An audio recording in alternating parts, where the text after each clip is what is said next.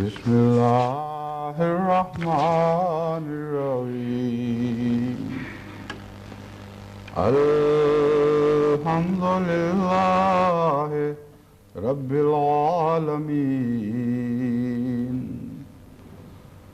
الرحمن الرحيم مالك يوم الدين إياك نعبد وإياك نستعين اهدنا الصراط المستقيم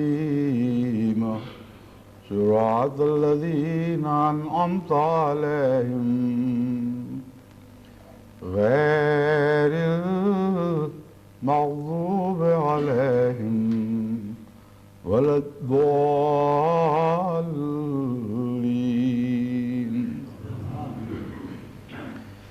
يا أيها الذين آمنوا لا تلهكم أموالكم ولا أولادكم عن ذكر الله ومن يفعل ذلك فأولئك هم الخاسرون.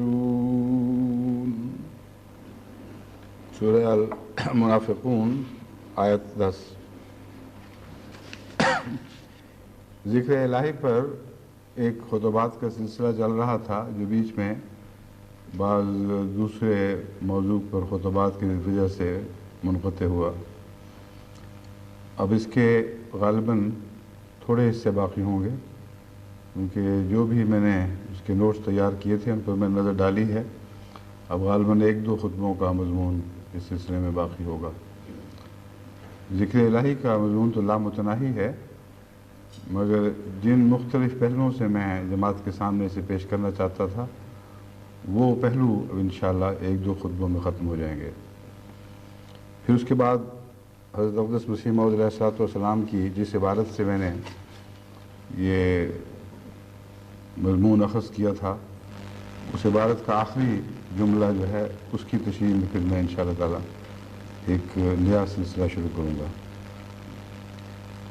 اللہ تعالیٰ فرماتا ہے اے وہ لوگ جو ایمان لائے ہو، تمہیں اموال یا تمہاری اولادیں اللہ کے ذکر سے غافل نہ کریں. وَمَنْ يَفْعَلْ ذَلِكَ فَأُولَئِكَ هُمُ الْخَاسِرُونَ.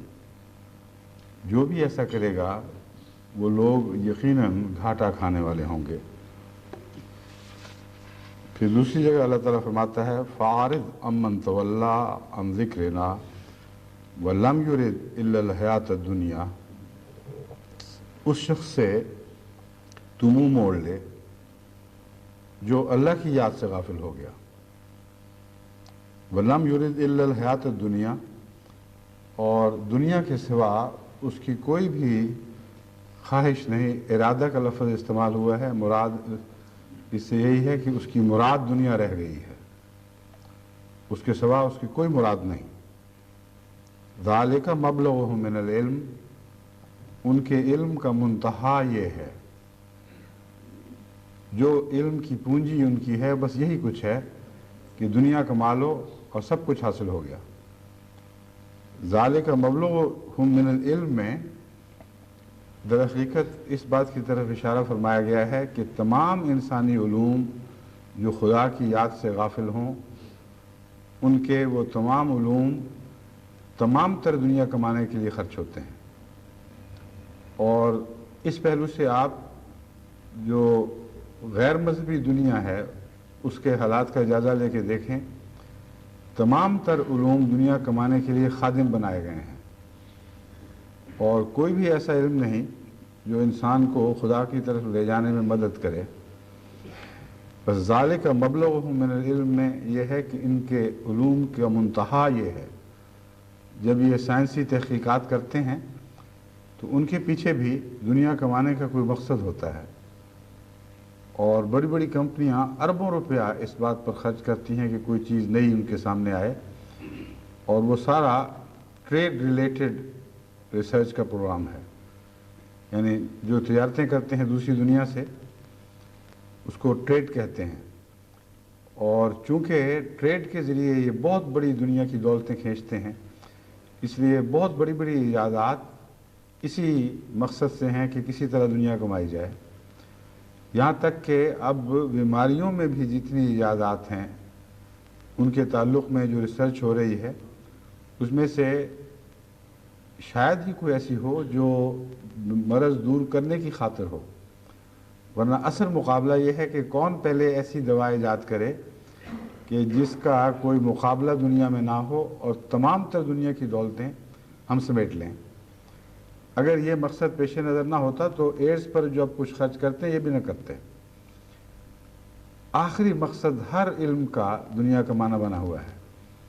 بس دیکھیں قرآن کریم نے کتنی خوبصورتی سے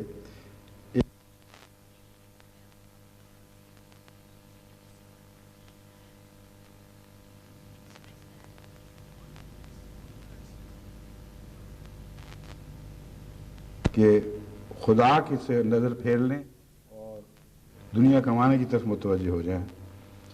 ان ربک هو عالم بمن ضل عن سبیلہ، علم کے تعلق سے یہاں عالم کا لفظ بولا گیا، یعنی ان کے علم کا تو یہ حال ہے، اللہ کے علم میں بہت باتیں ہیں اور اللہ سب سے زیادہ جانتا ہے اس شخص کو جو اپنی راہ سے بھٹک گیا ہو۔ وَهُوَ عَالِمُ بِمَنِ اهْتَدَىٰ، اور اس کو بھی خوب جانتا ہے جو ہدایت کے رستے پر ہو۔ تو مراد ہے یہ ضالین لوگ ہیں، گمراہ ہیں، رستے سے ہٹے ہوئے ہیں، ان کو اپنی بھی خبر نہیں ہے، جو علم تھا وہ دنیا کا نوکر کر دیا۔ اس لیے ان آیات میں عارض امن تولا کا مضمون کھول دیا گیا ہے کہ کیوں ان سے کنارہ کش ہو۔ قرآن کریم نے پہلے فرمایا، جیسا کہ میں نے آپ کے سامنے تلاوت کی تھی، کہ تمہارے اموال اور تمہاری اولادیں تمہیں اللہ کے ذکر سے غافل نہ کریں۔ خیال پیدا ہوتا ہے کہ اولاد زیادہ اہمیت رکھتی ہے، اموال کا ذکر پہلے کیوں فرما دیا؟ تو اس دوسری آیت نے اس راز سے پردہ اٹھا دیا کہ انسان کی زیادہ تر جد و جہد اموال کمانے میں ہے، اور اولاد اموال کے مقابل پر ایک ثانوی حیثیت اختیار کر جاتی ہے۔ جتنا ذہن میں اموال گھوم رہے ہیں انسان کے، اس سے بہت کم اولاد گھومتی ہے۔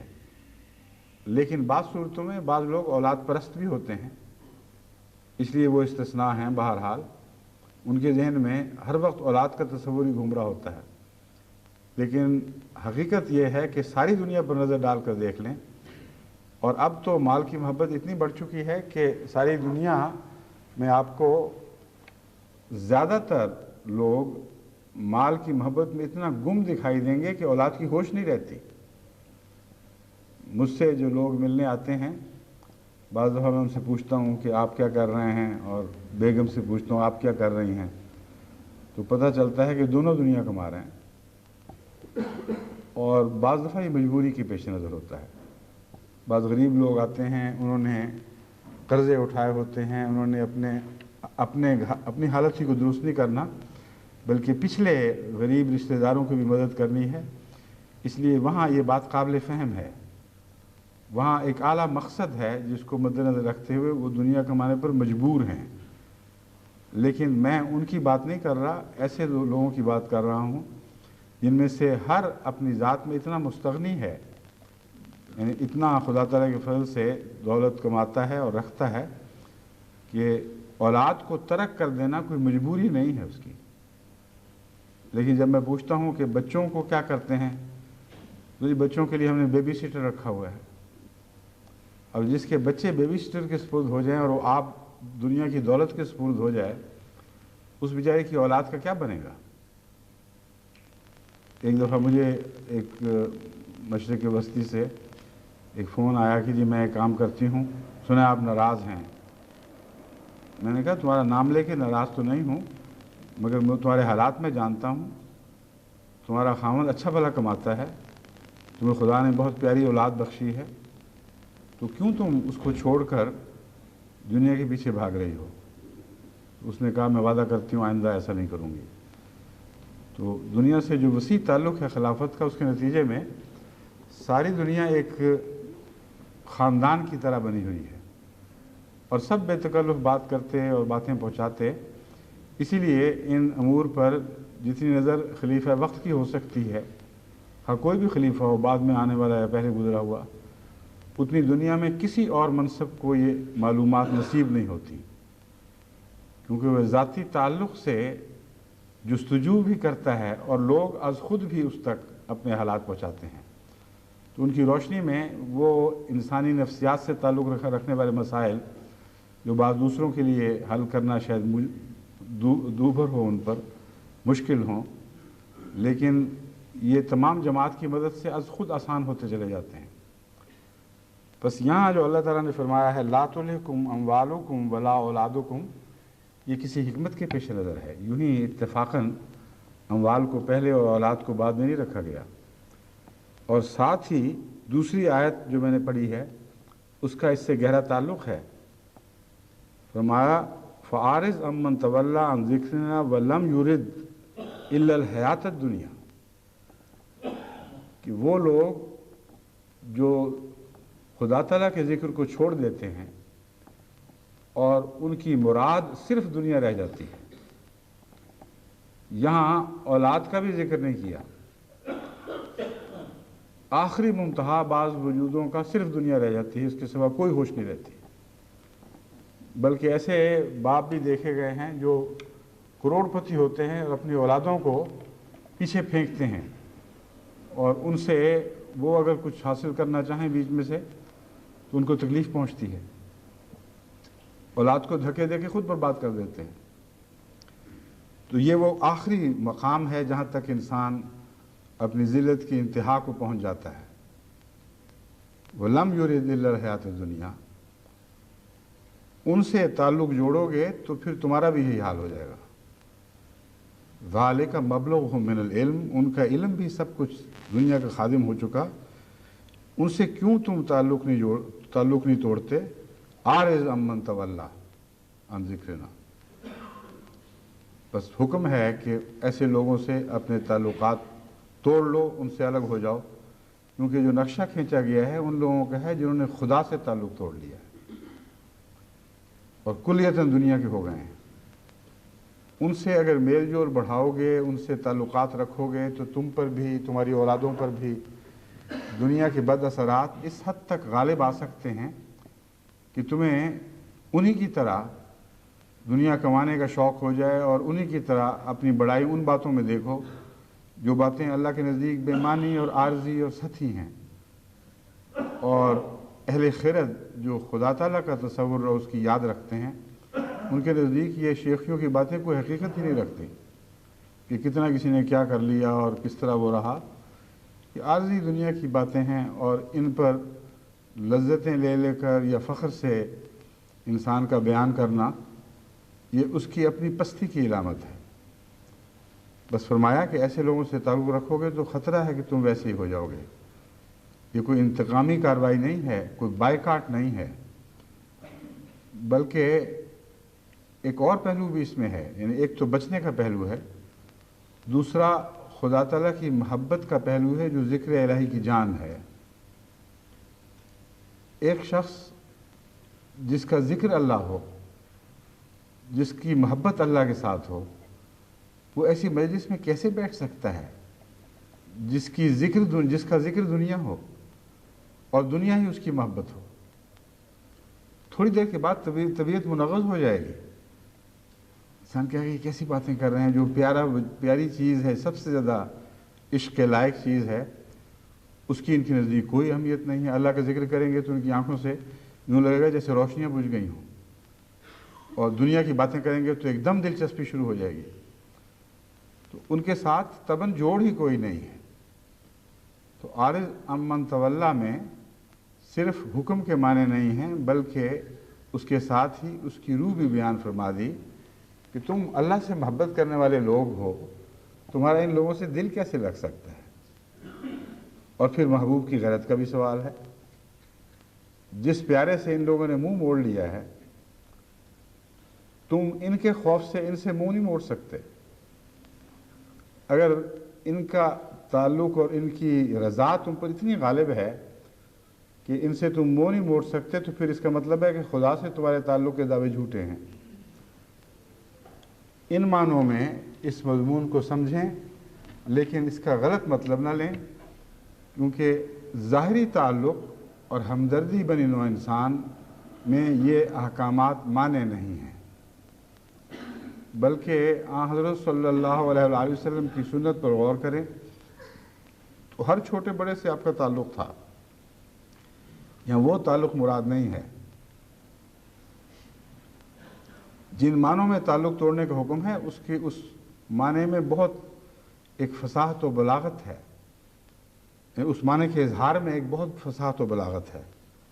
عارض امن تولا، یعنی تمہارا قبلہ اور ہو جائے، تمہارا رخ بدل جائے، ان کی طرف پیٹھ کر لو جنہوں نے خدا کی طرف پیٹھ کی ہوئی ہے، اور اپنا قبلہ درست رکھو۔ بس ان کے مقاصد میں ان کے شریک نہ ہو، ان سے ایسا پیار کا تعلق نہ باندھو کہ تمہارا بھی وہی قبلہ دکھائی دینے لگے جو ان کا قبلہ ہے، تمہاری بھی وہ تمنائیں بن جائیں جو ان کی تمنائیں ہیں، وہی مرادیں تمہاری ہو جائیں جو ان کی مرادیں ہیں۔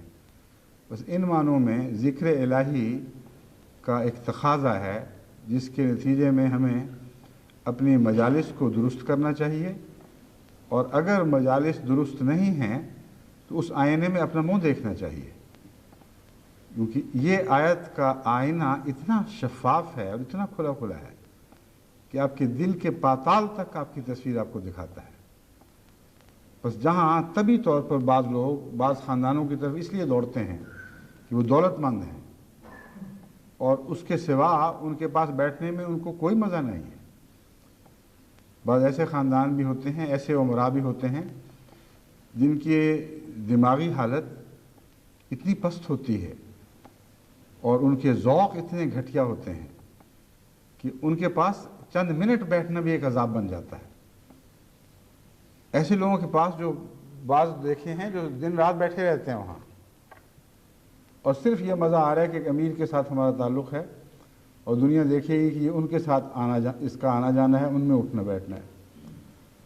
تو یہ اس حکم کے منافی ہے، اور یہ مراد ہے کہ ان میں اپنی عزتیں نہ ڈھونڈو، ان کے ساتھ تمہاری لذتیں وابستہ نہیں ہیں، نہ ہو سکتی ہیں، ان کے ذوق مختلف ہیں، ان کے قبلے الگ ہیں۔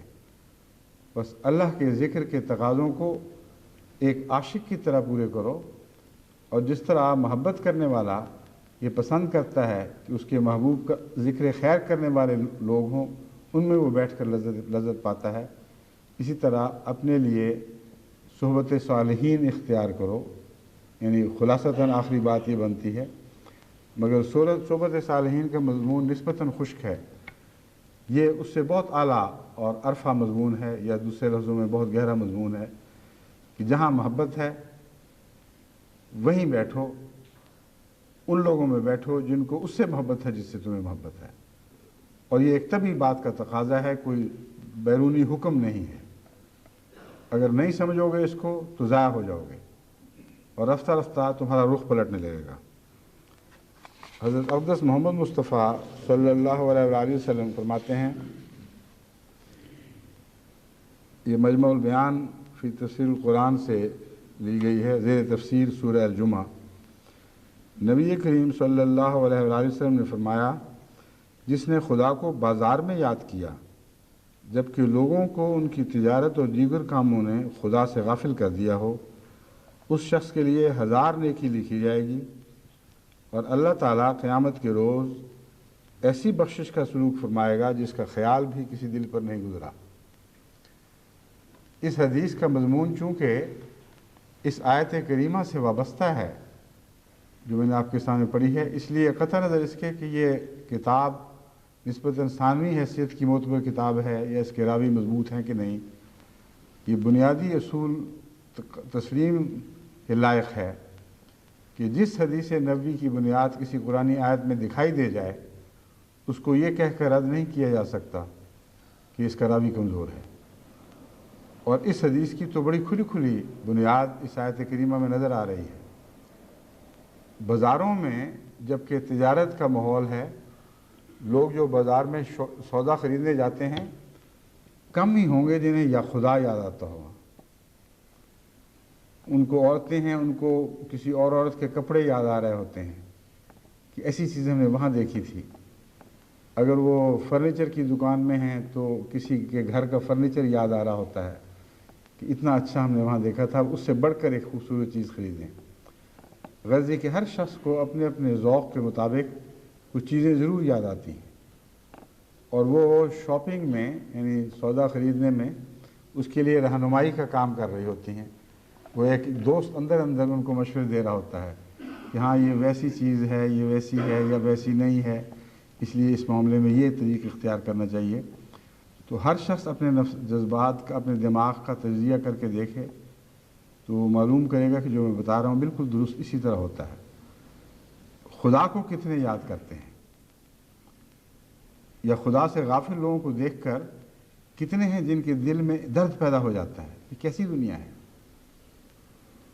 دنیا کے ہنگامے، تجارتوں میں مصروف، تجارتوں کی خاطر جھوٹ بولے جا رہا ہے، ملمہ کاریاں ہو رہی ہیں، اور اس طرح گرتے ہیں جیسے مکھی گند پر گرتی ہے۔ اس طرح لوگ ان چیزوں پہ ٹوٹے پڑتے ہیں کہ ساری زندگی، ساری ان کی کائنات یہی کچھ ہے۔ ذالک مبلغھم من العلم۔ ایسی صورت میں خدا کو کون یاد کرتا ہے؟ حضرت اقدس محمد مصطفیٰ صلی اللہ علیہ وسلم نے فرمایا وہاں یاد کرو گے اور طبعاً محبت سے یاد کرو گے تو پھر پتہ چلے گا کہ حقیقی عاشق کون ہے۔ پھر اس چھوٹی سی نیکی کا جو بظاہر بے محل ہے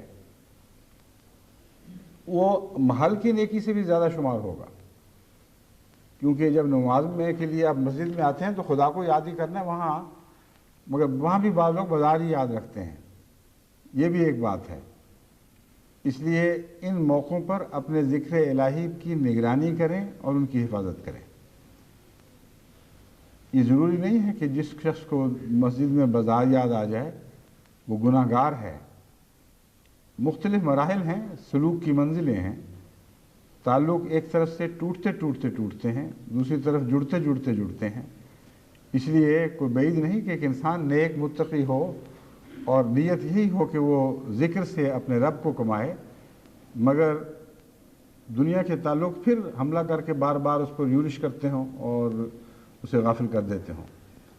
لیکن ایک جہاد کی ضرورت ہے، ایک ایسے جہاد کی جس کے لیے آپ اپنی تمام صلاحیتوں کو مستعد کر لیں، اور یاد رکھیں کہ یہ حملوں کے مقامات ہیں۔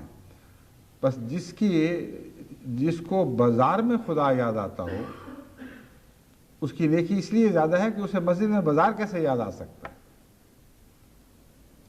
اس کی تو یہ شان ہے کہ جہاں دنیا خدا بھول جاتی ہے وہاں اس نے خدا کو یاد رکھا، تو جہاں جاتے ہی خدا کو یاد کرنے کے لیے اس بیچارے کو وہاں کہاں بازار یاد آ جانا ہے۔ اس لیے یہ اس کنارے کی بات ہے جہاں خدا کا ذکر عموماً نفسیاتی کیفیتوں کے مطابق نہیں ہوتا۔ ایسی حالت میں جو نیکی ہے وہ یقیناً بہت بڑا مرتبہ رکھتی ہے۔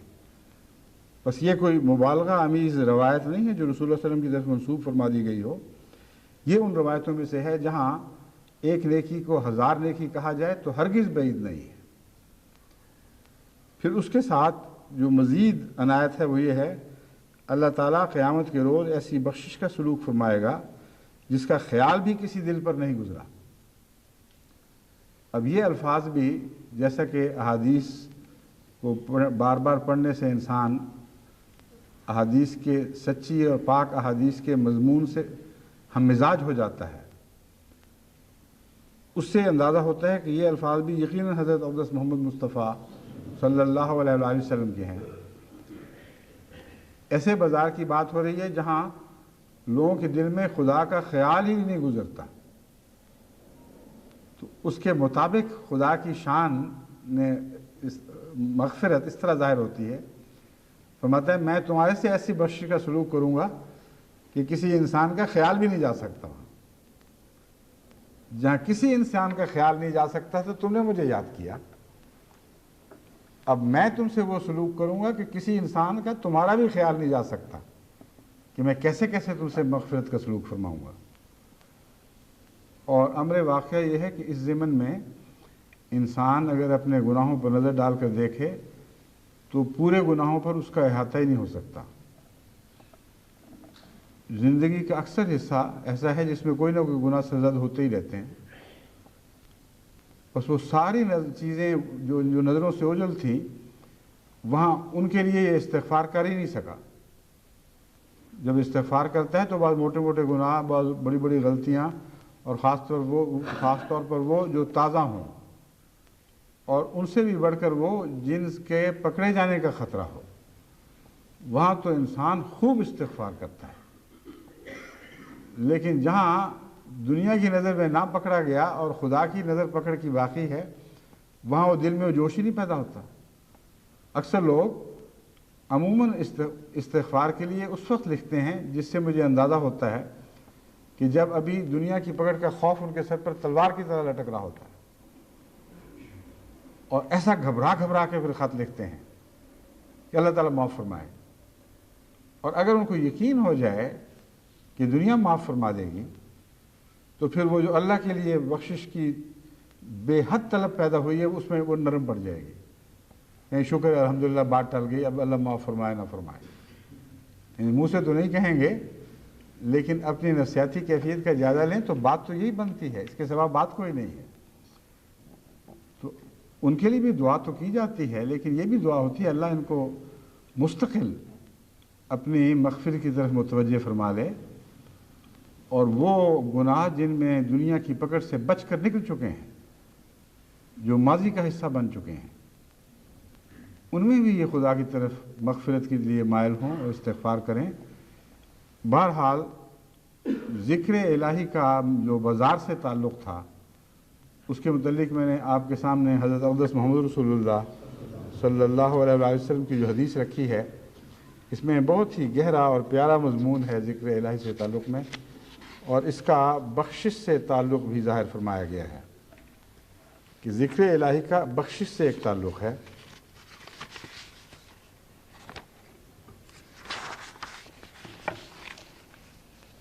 دوسرے، اب میں حضرت مسیح موعود علیہ السلام کا ایک اقتباس اس ضمن میں پیش کرتا ہوں. آپ فرماتے ہیں، دوسرے یہ بات حال والی ہے، قال والی نہیں. جو شخص اس میں پڑھتا ہے وہی سمجھ سکتا ہے. اصل غرض ذکر الہی سے یہ ہے کہ انسان اللہ تعالیٰ کو فراموش نہ کرے اور اسے اپنے سامنے دیکھتا رہے. اس طریق پر وہ گناہوں سے بچا رہے گا. ذکر الہی کا استغفار سے ایک اور بڑا گہرا تعلق ہے، جس تعلق کو حضرت مسیح موعود علیہ السلام یوں بیان فرما رہے ہیں کہ یہ باتیں ان کو نہیں سوچ سکتی جو ان حالات سے گزرے نہ ہوں. جو ان حالات سے گزرتے ہیں وہی اس معرفت کو پاتے ہیں، اور وہی ہیں جو بیان بھی کرنے کا حق رکھتے ہیں. ایک ایسا شخص جو خدا کو ہر وقت اپنے سامنے دیکھ رہا ہو، اسے غلطی کی جرت ہی نہیں ہو سکتی. جو ہر وقت سامنے دیکھا کہ کوئی نگران میرے سامنے بیٹھا ہوا ہے، اسے کیسے توفیق مل سکتی ہے یا جرت ہو سکتی ہے کہ وہ اس کی نافرمانی فرمائے جس کو مقتدر ہستی بھی سمجھتا ہے، سب سے غالب اور پکڑ میں سب سے سخت بھی سمجھتا ہے. تو خدا سے غیبوبیت ہے جو گناہ کرواتی ہے، اور مومن بھی ہر حال میں ہر وقت خدا کے سامنے نہیں رہتا. یعنی خدا کے سامنے تو رہتا ہے لیکن اپنی دانست میں خدا کے سامنے نہیں رہتا. اس لیے گناہ غیبوبیت کا نام ہے.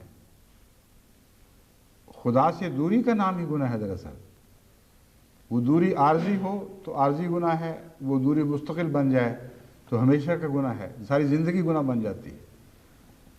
حضرت مسیح موعود علیہ السلام کی جو نظم ہم اکثر سنتے ہیں، سبحانہ من یرانی، اس میں یہی مضمون ہے. ہر نعمت کے ذکر کے بعد یہ فرمایا ہے وہ مجھے دیکھ رہا ہے، پاک ہے وہ ذات جو مجھے دیکھ رہی ہے. بس اس نظم کو پڑھیں اور بار بار پڑھ کے دیکھیں، پھر اس فقرے کی سمجھ آئے گی کہ دوسرے یہ بات حال والی ہے، قال والی نہیں. میں جو کہہ رہا ہوں میں اس حالت سے گزر رہا ہوں کہ ہر وقت خدا مجھے دیکھ رہا ہے، اور اس کے جلال کے سامنے میں زندگی بسر کر رہا ہوں. میری مجال کیا ہے کہ میں کوئی گناہ کروں؟ بس اس حال کے مطابق میں تمہیں کہہ رہا ہوں کہ ذکر الہی کا بڑا فائدہ اور بہت بڑی منفعت اس بات میں ہے کہ انسان خدا کی روشنی کے سامنے زندگی بسر کرتا ہے اور اس سے اس کے گناہ کٹ جاتے ہیں. فرماتے ہیں اصل غرض ذکر الہی سے یہ ہے کہ انسان اللہ تعالیٰ کو فراموش نہ کرے اور اسے اپنے سامنے دیکھتا رہے. اس طریق پر وہ گناہوں سے بچا رہے گا. تذکرۃ الاولیاء میں لکھا ہے کہ ایک تاجر نے 70,000 کا سودا لیا اور 70,000 کا دیا مگر ایک آن بھی خدا سے جدا نہیں ہوا. بس یاد رکھو کہ کامل بندے اللہ تعالیٰ کے وہی ہوتے ہیں جن کی نسبت فرمایا لا تلہیہم تجارت ولا بیع عن ذکر اللہ. اسی آیت کی تفسیر ہے جو میں نے پڑھی تھی.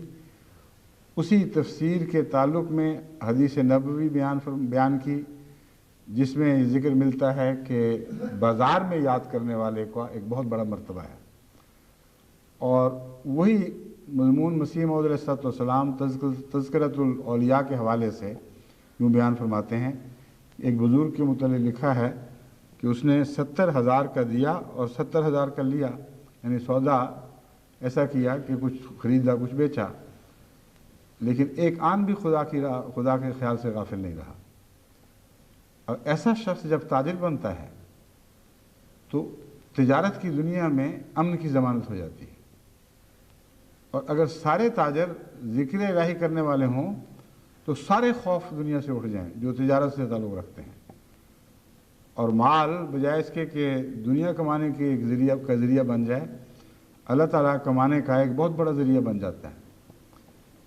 کیونکہ ایسا شخص جو ذکر الہی کرتے وقت سودے کرتا ہے اس کے متعلق یہ سوچا بھی نہیں جا سکتا کہ ساتھ ساتھ جھوٹ بول رہا ہو کہ خدا کی قسم میں نے تو اتنے میں خریدا تھا، میں تمہیں اتنے میں بیچ رہا ہوں. اور یہ جو منظر ہے یہ آپ کو عام بعض مسلمان ممالک میں بھی دکھائی دیتا ہے اور بڑے دردناک طریق پر یہ کہا جا سکتا، یعنی بڑے دردناک بات ہے کہ مسلمان ممالک میں دوسروں سے زیادہ پایا جاتا ہے. کیونکہ باقی تو خدا کے ذکر سے اتنا دور جا چکے ہیں کہ اپنی ذاتی منفعت کے لیے جھوٹ بولنے کے لیے بھی خدا یاد نہیں آتا. لیکن مسلمانوں بیچاروں میں اتنی بات تو ہے کہ جھوٹ کے وقت ذاتی غرض کے لیے خدا یوں یاد آ جاتا ہے. کچھ تو ہے بہرحال. غرض ہے کس برائی سے بھلے بھائی ہم برائی سے ہی لیتے ہیں مگر نام تو یاد رکھتے ہیں اللہ کا. تو برے وقتوں میں صحیح، مگر جب جھوٹ کے لیے اور فساد کے لیے اور دنیا کو دھوکہ دینے کے لیے خدا کا نام لیا جائے تو یہ بڑی مکروہ حرکت ہے، بہت بڑا گناہ ہے. لیکن ایسا ہوتا ہے. تو ان معنوں میں یاد نہیں کرنا جن معنوں میں خدا کا نام لے کر قسمیں کھا کر جھوٹے سودے بیچنے ہوں. ان معنوں میں یاد کرنا ہے کہ خدا کو سامنے دیکھنا ہے، جیسا کہ مسیح موعود علیہ السلام نے لکھا ہے. اور پھر جو سودا کریں گے وہ ہر سودا سچا سودا ہوگا، اس میں کوئی کھوٹ نہیں ہوگی، کوئی دھوکہ شامل نہیں ہو سکتا. تمام دنیا کے تجارتی تعلقات اگر اصلاح پذیر ہو جائیں تو باقی معاملات میں بھی دنیا میں امن آ جائے گا. کیونکہ اصل انسان کا جو سب سے اعلیٰ مقصد ہے وہ اپنی بقا کے لیے زیادہ سے زیادہ ذرائع اکٹھے کرنا ہے، اور تجارت اس میں ایک بہت بڑا ذریعہ ہے. صرف ایک نہیں، تجارت کی بنیاد تو باہر ایگریکلچر پر بھی ہے. اس لیے میں بتا رہا ہوں کہ جو دنیا کے تعلقات ہیں ان میں تجارت ایک بہت بڑا ذریعہ ہے. اور بعض لوگ ایسے ہیں جو ہل چلاتے وقت بھی ذکر الہی کرتے ہیں، اور جب دانے پھینک رہے ہوتے ہیں اس وقت بھی ذکر الہی کرتے ہیں. جب اپنی فصلوں کو دیکھتے ہیں اگتی ہوئی تو ان کی رویدگی کو دیکھ کر بھی ان کو خدا یاد آتا ہے. جب ان میں کوئی بیماری پڑتے دیکھتے ہیں تب بھی دعائیں کرتے ہیں اور ان کو خدا کے فضلوں کا پانی بھی دیتے ہیں بجائے صرف عام پانی نہیں دیتے. تو ان معنوں میں پھر ساری زراعت بھی ذکر الہی سے معمور ہو جاتی ہے. हज़रत खलीफतुल मसीह सानी रज़ी अल्लाह तआला अन्हु की एक बात मुझे हमेशा याद रहती, पहले भी गालिबन बयान कर चुका हूँ। एक दफ़ा सिंध में आप दौरे के लिए गए तो बाज़ बहुत अच्छे अच्छे मैनेजर थे और ऐसे तजुर्बाकार तालीम याफ्ता जिनकी फसलें नुमायां तौर पर उनके इल्म और तजर्बे की मुनासबत से ज़्यादा अच्छी होनी चाहिए थी, मगर उनके मुकाबल पर हमारे मौलवी क्या नाम था, सनौरी साहब, कुदरतुल्लाह साहब सनौरी, वो भी मैनेजर थे महमूदाबाद में। उनकी फसलें देखी तो लहलहाते ही सर्द व शादाब, और जो दूसरी फसलें थी इर्द गिर्द ज़मींदारों की, ना वो मुकाबला कर रही थी, ना दूसरी ज़मीनों की दूसरे मैनेजरों के नीचे फसलें पलने वाली फसलें। तो हज़रत मुस्लिम मौद ने ताज्जुब से पूछा कि मौलवी साहब आपने क्या तरकीब की है, अब तो मौलवी साहब कहलाते हैं, आपको तो बड़ा इतना ज़राअत का तजुर्बा भी नहीं, आपकी अच्छी हैं और इन ज़मींदारों और तालीम याफ्ता लोगों की आपसे कमतर हैं। तो उन्होंने कहा एक बात है सिर्फ कि मैंने हर खेत के कोने पर नफल पढ़े, एक एक खेत पर दुआएं की, इसके सिवा मैं कुछ नहीं जानता। तो इसको कहते हैं ज़िक्र इलाही। वो तिजारत में भी ज़िक्र इलाही कर रहे होते हैं, वो खेती बाड़ी में भी ज़िक्र इलाही कर रहे होते हैं। और मौलवी मुंशी अब्दुल्ला साहब, मौलवी अब्दुल्ला साहब कहलाते थे, उनका ज़िक्र इलाही दावत अल्लाह में ढला हुआ था, दिन रात दावत अल्लाह करते थे। हज़रत मुस्लिम मौद बताया करते थे कि जब वो खेत में हल चला रहे होते थे तो किसी को बुला लेते थे कि भाई ये किताब थोड़ी सी पढ़ के सुना दो, मैं तो हल चला रहा हूँ तो तुम ये पढ़ो।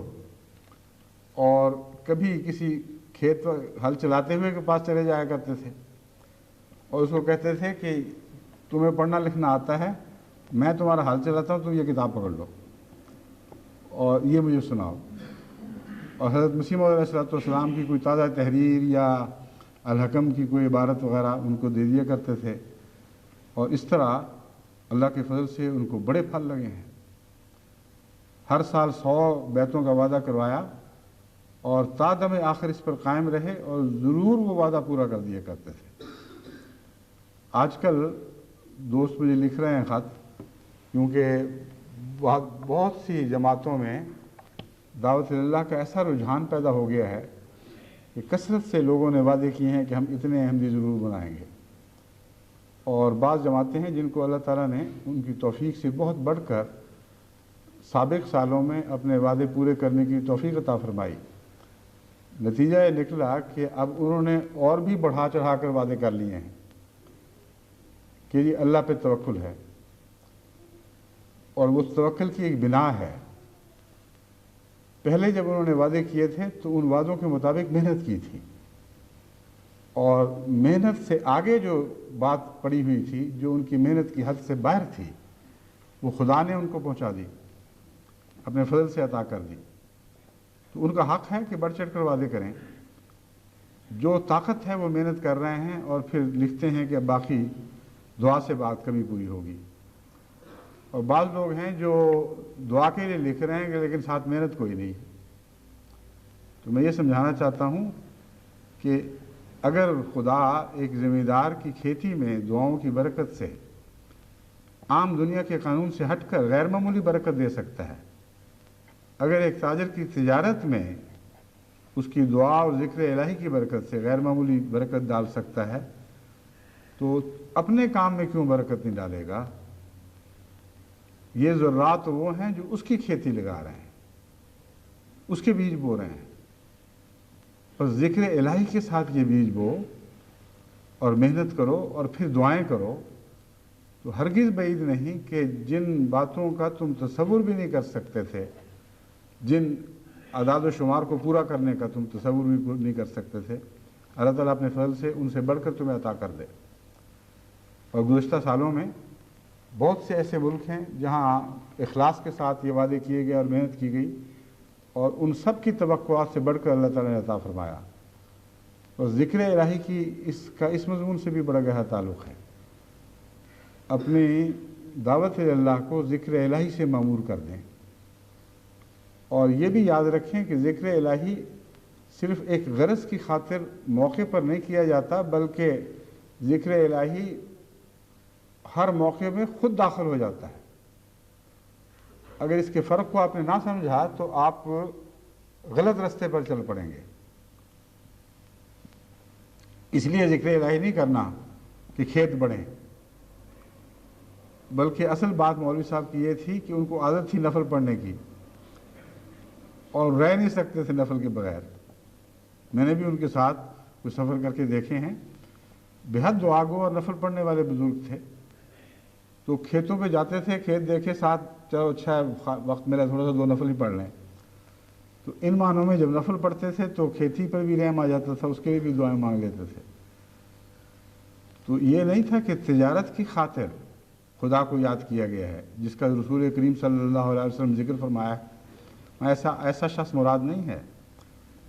فرمایا ہے ذکر الہی ایسا اس پر غالب ہے کہ جب توجہات کو بازار اپنی طرف کھینچ لیتا ہے، اس وقت بھی ذکر الہی اس پر قبضہ کیے رہتا ہے اور بار بار چھین کر بازار سے ان توجہات کو اپنی طرف کر لیتا ہے۔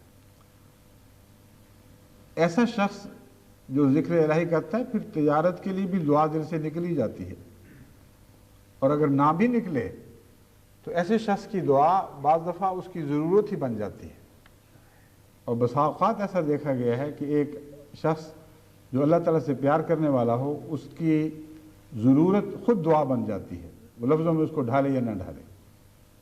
بس ایسے ذکر الہی کے عادی بن جائیں کہ آپ کی ضرورتیں آپ کی دعا بن جائیں، آپ کے بازار زندہ ہو جائیں، آپ کے کھیتوں میں نئی زندگی دکھائی دینے لگے جو آسمان سے اترتی ہو، اور ہر احمدی کے ہر کام میں برکت پڑے، اور یہ ذکر الہی کے بغیر ممکن نہیں ہے۔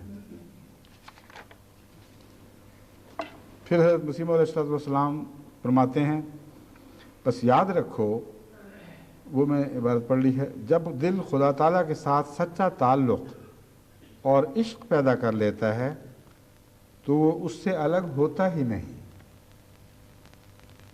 میرے ذہن میں یہ عبارت اس وقت نہیں تھی جب میں نے یہ بات کی ہے، کیونکہ یہ ابھی پڑھنے لگا تھا۔ یہ میں بتانا چاہتا ہوں کہ ایک طبعی نتیجہ ہے یہ، جس طرح اس پر غور کرتے ہوئے میرے دل سے خود بخود یہ مضمون پھوٹا ہے، یہ اس کے سوا کوئی بنتا ہی نہیں ہے مضمون۔ چنانچہ حضرت مسیح علیہ السلام اس کے مان بات فرماتے ہیں، خدا تعالیٰ کے ساتھ سچا تعلق اور عشق پیدا کر لیتا ہے جو شخص بھی، تو وہ اس سے الگ ہوتا ہی نہیں۔ اس کی ایک کیفیت اس طریقے پر سمجھ میں آ سکتی ہے کہ جیسے کسی کا بچہ بیمار ہو تو خواہ وہ کہیں جاوے، کسی کام میں مصروف ہو، مگر اس کا دل اور دھیان اسی بچے میں رہے گا۔ اور مردوں سے بڑھ کر زیادہ تر عورتوں میں یہ دیکھا گیا ہے کہ پھر جہاں بھی ہوں گی، جس حال میں ہوں، خوشیوں کا موقع ہو یا اور کسی کام میں مصروفیت، اگر گھر میں بیمار بچہ چھوڑا ہوا ہے تو بیمار بچہ ہی دماغ پہ غالب رہے گا۔ اسی طرح پر لوگ خدا تعالیٰ کے ساتھ سچا تعلق اور محبت پیدا کرتے ہیں، وہ کسی حال میں بھی خدا تعالیٰ کو فراموش نہیں کرتے۔ یہی وجہ ہے کہ صوفی کہتے ہیں کہ عام لوگوں کے رونے میں اتنا ثواب نہیں جتنا عارف کے ہنسنے میں ہے۔ بہت پیاری بات ہے۔ فرماتے ہیں کہ عام لوگوں کے رونے میں اتنا ثواب نہیں جتنا ایک عارف کے ہنسنے میں ہے، کیونکہ وہ ہنستا بھی ذکر الہی کے ساتھ ہے، اور اس کے ساتھ بھی اللہ کا پیار اور اس کی محبت وابستہ ہوتی ہے۔ ایک دفعہ حضرت عبد القادر صاحب جیلانی سے کسی نے پوچھا کہ آپ اتنے بڑے بزرگ کہلاتے ہیں اور ہیں بھی، آپ کی دعائیں قبول ہوتی اور بڑے بڑے اعزاز آپ سے ظاہر ہوتے، لیکن آپ کو کپڑوں کا اتنا کیا شوق ہے؟ اتنے خوبصورت کپڑے پہنتے ہیں، اتنا اچھا لباس رکھتے ہیں۔ تو آپ نے فرمایا کہ خدا کی قسم، جب تک خدا مجھے نہیں کہتا کہ اے عبد القادر یہ پہن اور یہ پہن، میں وہ نہیں پہنتا۔ یہ ہے ضرورت کا دعا بننا اور پھر دعا کا قبول ہو جانا۔ ہر ایک کو کیوں نہیں خدا کہتا ہے ایسے؟ حضرت عبد القادر سے برتر بزرگ انبیاء تھے، ان کے متعلق یہ بات نہیں ملتی۔ معلوم ہوتا ہے بچپن سے دل میں ایک نفاست بھی تھی اور کپڑے اچھے لگتے تھے، اور خدا کی خاطر سب کچھ بھلا دیا تھا۔ بس جس نے خدا کی خاطر اپنی ایک گہری تمنا کو بھلا دیا، اللہ نے اس تمنا کو نہیں بھلایا، اور وہ خود فرماتا تھا کہ عبد القادر یہ کپڑا پہن، یہ تجھے اچھا لگے گا۔ اور یہ دنیا کے عام تعلقات میں بھی بات دیکھی گئی ہے۔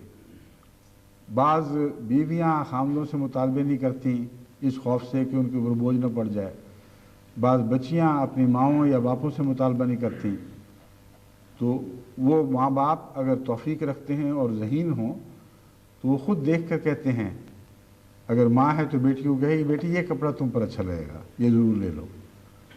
بعض بیاہ شادی کے بعد غریب گھروں میں چلی جاتی ہیں یا ان کے خاوند غریب رہ جاتے ہیں بعد میں، تو ان کی مائیں بھی اس بہانے سے کہ ان کی غیرت کو ٹھیس نہ لگے کوئی چیز پسند کر کر کے ان کو دیتی ہیں۔ یہ سارے محبت کے رشتے ہیں، اور ذکر الہی کی جان محبت ہے۔ اگر محبت نہ ہو تو منہ کے ذکر کچھ بھی حقیقت نہیں رکھتے، صرف تسبیح پھیرنے والی بات ہے۔ تسبیح کے دانوں سے خدا ہاتھ نہیں آتا، بلکہ جو خدا کا ذکر کرتا ہے وہ تسبیح کے دانے بن جاتا ہے، اسے دیکھ کر لوگ خدا یاد کرتے ہیں، وہ ایک خدا نما وجود بن جاتا ہے۔ اور یہ بات اللہ کی محبت کے بغیر انسان کو نصیب نہیں ہو سکتی۔ پھر مسیح علیہ السلام فرماتے ہیں وہ بھی تسبیحات ہی ہوتی ہیں، رونے میں اتنا ثواب نہیں جتنا عارف کے ہنسنے میں۔ کیوں؟ وہ بھی تسبیحات ہی ہوتی ہیں کیونکہ وہ اللہ تعالیٰ کے عشق اور محبت میں رنگین ہوتا ہے۔ یہی مفہوم اور غرض اسلام کی ہے کہ وہ آستان الوہیت پر اپنا سر رکھ دیتا ہے۔ ملفوظات جلد 7 صفحہ 19 اور تا 21، یہ لمبی عبارت وہاں سے لی گئی تھی۔ حضرت مسیح موعود علیہ السلام ذکر الہی میں سب سے زیادہ نمازوں پر زور دیتے تھے، اور نماز ہی کو ذکر کا معراج بتاتے تھے، نماز ہی کو ذکر کی جان قرار دیتے تھے۔ آج مجھے کہا گیا ہے کہ بعض تربیتی اجتماعات ہیں یا جلسے ہیں، ان کا ذکر میں اب یہ نماز کی طرف توجہ ان کو دلانا چاہتا ہوں۔ ایک اعلان ہے جماعت احمدیہ بورکینا فاسو کے لیے۔ برکینا فاسو افریقہ کا ایک فرانسیسی بولنے والا ملک ہے۔ ان کا آج 25 مارچ سے جلسہ سالانہ شروع ہو رہا ہے، جو انشاءاللہ 27 مارچ بروز اتوار تک جاری رہے گا۔ ان کے ہاں بھی ڈش اینٹینا لگا ہوا ہے، وہ کہتے ہیں ہم بھی پروگرام دیکھتے ہیں اور ہماری جماعت کی بڑی حوصلہ افزائی ہوگی اگر اس موقع پر آپ ہمارا ذکر بھی کر دیں۔ دوسرا جماعت ہے احمدیہ ضلع سیالکوٹ ہیں۔ پاکستان کی جماعتوں میں، اضلاع کی جماعتوں میں سیالکوٹ کو غیر معمولی اہمیت حاصل ہے۔ ان کے ہاں خدام اور اطفال کا ذیلی اجتماع 24 مارچ سے شروع ہوا تھا اور آج اختتام کو پہنچ چکا ہوگا غالباً، سوائے اس کے کہ انہوں نے رات کی مجلس لگانی ہو اور اس خطبے میں اپنا نام سننا ہو۔ تو بہرحال میں امید رکھتا ہوں کہ وہ بیٹھے ہوں گے اس وقت اور سن رہے ہوں گے۔ ان دونوں کو میری پہلی نصیحت تو یہی ہے کہ ذکر الہی کے لیے نماز ایک برتن ہے۔ اگر ذکر الہی دل میں پیدا ہو تو نماز سے انسان الگ ہو ہی نہیں سکتا، اور اگر یہ برتن ہے تو پھر اسے ذکر سے بھریں اور خالی نہ رہنے دیں۔ یہ دو پہلو ہیں جن کی طرف میں آپ کو توجہ دلانا چاہتا ہوں۔ اگر اللہ کی محبت ہے، دل میں پیار ہے، ذکر سے دل بسا ہوا ہے، تو نمازوں سے غفلت کیسے ہو سکتی ہے؟ کیونکہ نمازیں تو ذکر کا معراج ہیں۔ نماز میں حضرت صلی اللہ علیہ وآلہ وسلم نے جس طرح خدا کو یاد کیا اور جس پہلو سے یاد کیا، اور جسم نے کس طرح روح کے ساتھ مطابقت کی، یہ سارا مضمون دہرایا جاتا ہے۔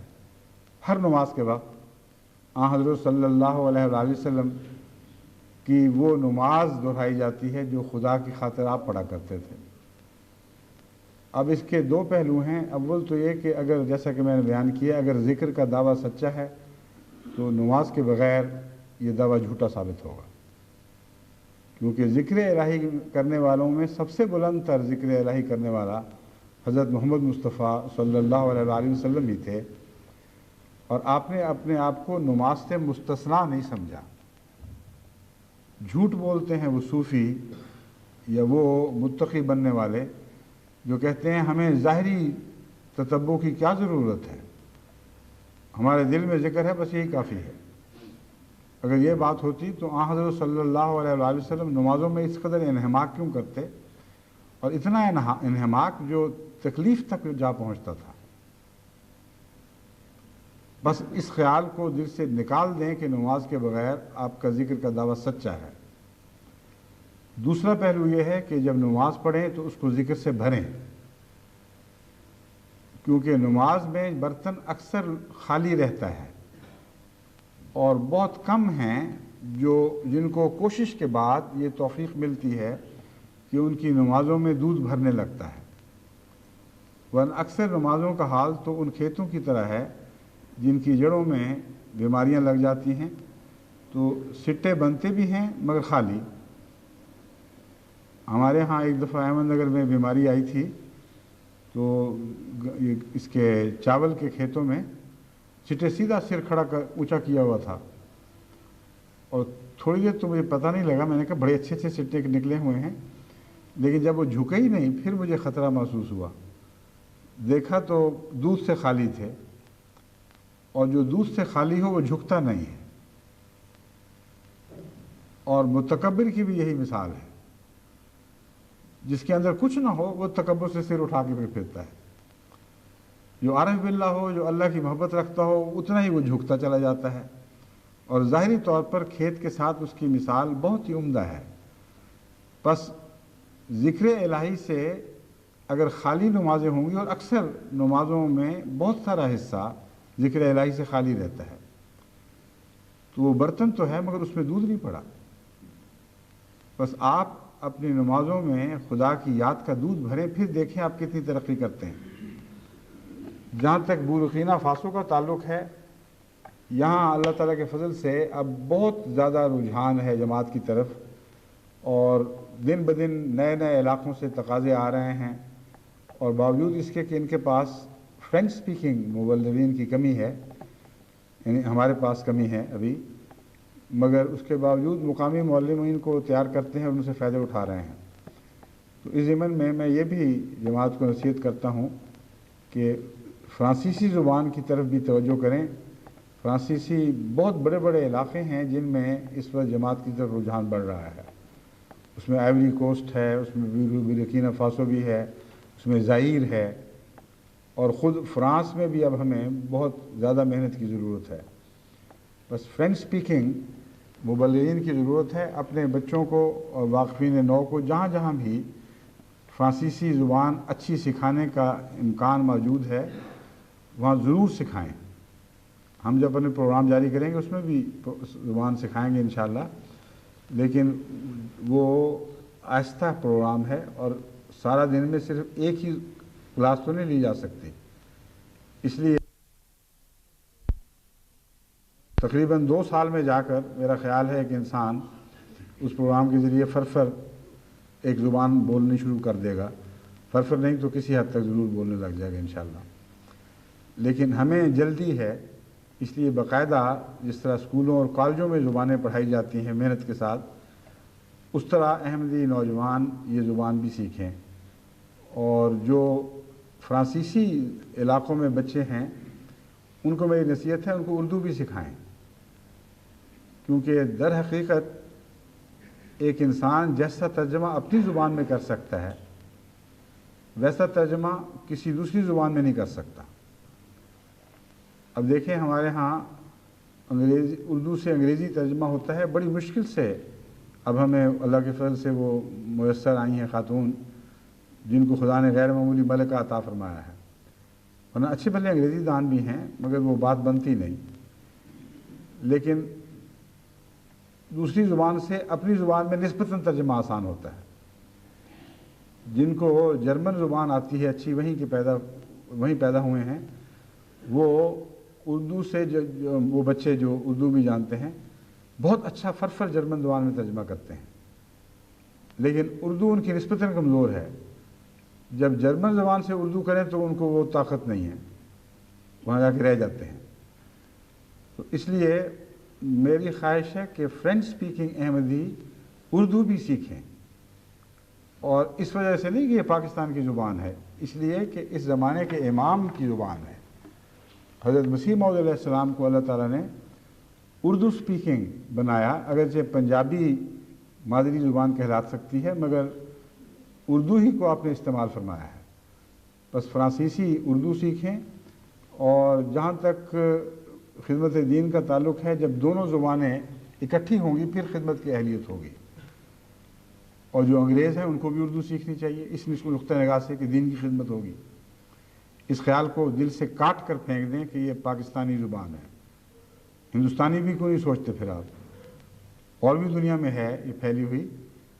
مقصد صرف اتنا ہے, اور یہی خالص مقصد رہنا چاہیے کہ وقت کے امام کی زبان ہے, اور اگر ہم اس میں مہارت حاصل پیدا کریں گے تو اپنی زبان میں دین کی بہتر خدمت کر سکیں گے. اس کے علاوہ پھر واپس سیالکوٹ جاتا ہوں, 1-2 منٹ باقی ہیں یا شاید نہ رہے ہوں باقی. جی ہے 1-8 منٹ, ٹھیک ہے. سیالکوٹ کی جماعتوں کو میں نے متنبع کیا تھا, آپ بہت بلند مقام سے اتر کے یہاں پہنچی ہوئی ہیں جہاں آج ٹھہری ہوئی ہیں. بڑے بڑے عظیم صحابہ کرام, بڑے بڑے خدام سلسلہ سیالکوٹ میں پیدا ہوئے, اور ساری دنیا پر نظر ڈال کر رکھ لیں کوئی دنیا کا حصہ نہیں ہے جہاں احمدیت کی تعمیر میں خدا تعالیٰ کے فضل سے سیالکوٹیوں کو خدمت کی توفیق نہ ملی ہو. نئی نئی جماعتیں بھی بنانے والوں میں یہ اول رہے, اور اس وقت ساری دنیا میں سیالکوٹ کے سابق بسنے والے پھیل چکے ہیں, اور پاکستان میں بھی جو گجرات سے آتے ہیں یا باہر کے نوآباد علاقوں میں سے آتے ہیں ان کا بھی پرانا پس منظر سیالکوٹ ہی ہے. عجیب بات ہے, معلوم ہوتا ہے کہ مردم یعنی انسان پیدا کرنے میں ظاہری لحاظ سے بھی یہ ضلع بہت زرخیز تھا, اور قابل آدمی پیدا کرنے میں بھی بڑا زرخیز تھا. تبھی حضرت مسیح موعود علیہ السلام نے اسے اپنا دوسرا وطن قرار دیا. بس اس تعلق کو یاد رکھیں, آپ کو دوسرا وطن کہا گیا ہے. وطن بن جائیں, ان صحابہ کی طرح وطن بن جائیں جن صحابہ نے حضرت مسیح موعود علیہ السلام کو اپنے دلوں میں بسا لیا تھا. دوبارہ اس پیغام سے چمٹیں, اسے اپنے دلوں میں بسائیں, اور پھر دیکھیں آپ کی حالتیں کس طرح جلد جلد تبدیل ہوں گی. اور مجھے خوشی ہے کہ سیالکوٹ میں میری گزشتہ تنبیہ کے بعد جلد جلد تبدیلیاں پیدا ہو رہی ہیں. کثرت سے مجھے وہاں سے خط ملتے ہیں, اور چھوٹے بڑے مرد عورتیں سب لکھ رہے ہیں کہ ہمارے دلوں پر گہرا اثر ہے, اور ہم اللہ کے فضل کے ساتھ باقاعدہ MTA سے فائدہ اٹھا رہے ہیں, اور ہمارے دلوں میں نئے ولولے پیدا ہو رہے ہیں. دعا کریں اللہ تعالیٰ ہمارا قدم ترقی کی طرف پہلے سے زیادہ تیز رفتاری سے آگے بڑھائے.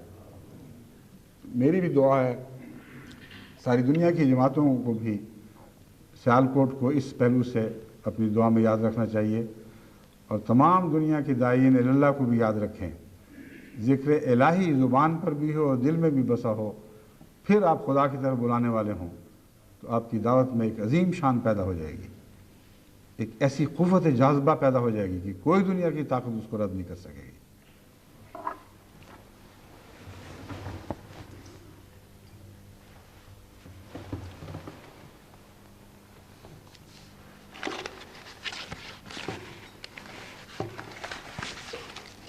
الحمد لله نحمده ونستعينه ونستغفره ونؤمن به ونتوكل عليه ونعوذ بالله من شرور أنفسنا ومن سيئات أعمالنا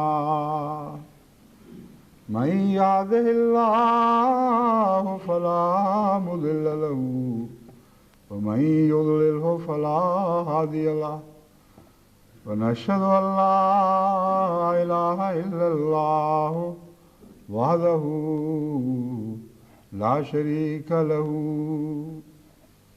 ونشهد أن محمدا عبده ورسوله عباد الله رحمكم الله إن الله يأمر بالعدل والإحسان وإيتاء ذي القربى وينهى عن الفحشاء والمنكر والبغي يعظكم لعلكم تذكرون اذكروا الله يذكركم وادعوه يستجب لكم ولذكر الله أكبر